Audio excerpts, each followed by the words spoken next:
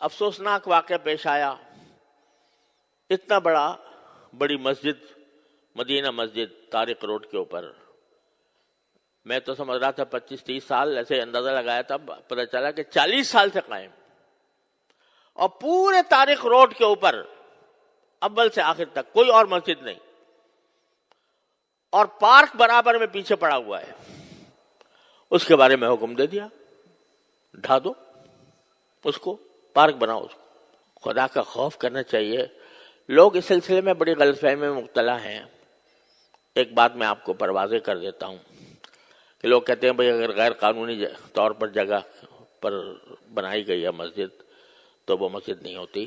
یہ صحیح بات ہے، لیکن اس کا مطلب یہ ہے کہ ایک تو اگر کسی کی زمین پر جہاں جائز قبضہ کر کے مسجد بنائی جائے گی وہ بالکل ناجائز ہے، حرام ہے وہ. اسی طرح اگر کسی سرکاری جگہ پر بنائی جائے گی تو بھی اصل بات یہ ہے کہ نہیں بنانی چاہیے.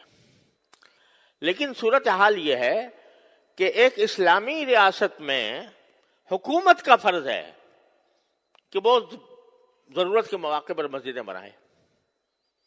اس کا کام ہے یہ. الذین ان مکناہم فی الارض اقاموا الصلاۃ.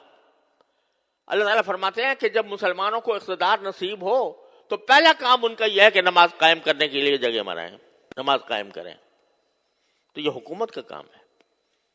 لیکن اگر حکومت پہلو تہی کر رہی ہے، آپ بتائیے، خود سوچ کے بتائیے کہ سارے ملک میں یا اپنے شہر کی بات کر لیجئے، کوئی ایک مسجد بتا دیں جو حکومت نے بنائی ہو،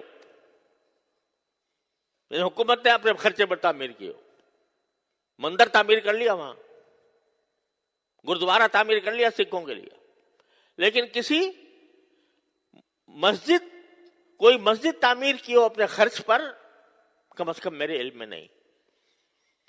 تو جب حکومت کوتاہی کر رہی ہے اپنے اس فریضے میں تو کیا مسجدوں سے خالی ہو جائیں شہر؟ اس صورت میں اگر مسلمان کسی ایسی جگہ پر جو کسی کی ملکیت نہیں ہے، سرکاری ہی صحیح، وہاں پر اگر وہ مسجد تعمیر کرتے ہیں، یہ ان کا فریضہ ہے. اگر حکومت نہیں کر رہی تو مسلمانوں کا فریضہ ہے کہ مسجدیں بنائیں. اب اس جگہ کہیں دور دور تک پورے شہر، پورے اس میں مسجد نہیں تھی، اور پھر بھی ایسا نہیں ہے کہ ویسے ہی قبضہ کر کے راتوں رات مسجد تعمیر کر دی گئی ہو. واقعہ یہ ہے کہ وہ اس کے لیے انہوں نے سوسائٹی کی اجازت لی، بلڈنگ کنٹرول اتھارٹی سے نقشہ پاس کرایا، اور اس کے بعد وہ مسجد بنی، اور 40 سال سے چلی آ رہی ہے. اور آپ کوئی بھی جا کر دیکھ لو کہ ہر 5 نمازوں کے اندر ہزاروں نمازی نماز پڑھتے ہیں، اور جمعہ میں تو کوئی ٹھکانہ نہیں، وہ چلی آ رہی ہے. آپ کہتے ہیں یہ پارک کی جگہ تھی. ارے بھائی پارک کی جگہ تھی، 40 سال نظر نہیں آیا. جن لوگوں نے این او سی دیا وہ کیسے دیا، اور جن لوگوں نے نقشہ پاس کیا وہ کیسے پاس کیا؟ آپ 40 سال کے بعد آ کر کہتے ہیں کہ یہ غیر قانونی ہے. اور میں نے وہ فیصلہ دیکھا جس فیصلے کے تحت یہ بات کہی گئی ہے. افسوس ہوتا ہے کہ اتنا بڑا مسئلہ، اور مشکل سے میرے خیال میں 20 سطروں میں لکھا گیا ہے، 22 سطروں میں. صرف اتنا ہے کہ کمیٹی کا ایک ممبر ہمارے سامنے پیش ہوا، اور اس سے ہم نے پوچھا کہ بھئی اس کی کیا قانونی کوئی اجازت آپ کے پاس ہے؟ اس نے کہا جی میرے پاس تو نہیں ہے. اب ایک ممبر ہے کمیٹی کا، کوئی صدر بھی نہیں، سیکریٹری بھی نہیں، مسجد کا متولی بھی نہیں. اس سے پوچھ لیا، اس نے کہا جی میرے پاس تو نہیں ہے. کہنے کا معلوم ہو گیا کہ کوئی نہیں ہے، لہذا اس کو 1 ہفتے کے اندر ختم کر دو. تو بڑا افسوسناک قسم کی بات ہے. اور عدالتی آداب کے بھی جو طریقہ کار ہوتے ہیں اس کی بھی پوری رعایت نہیں کی گئی.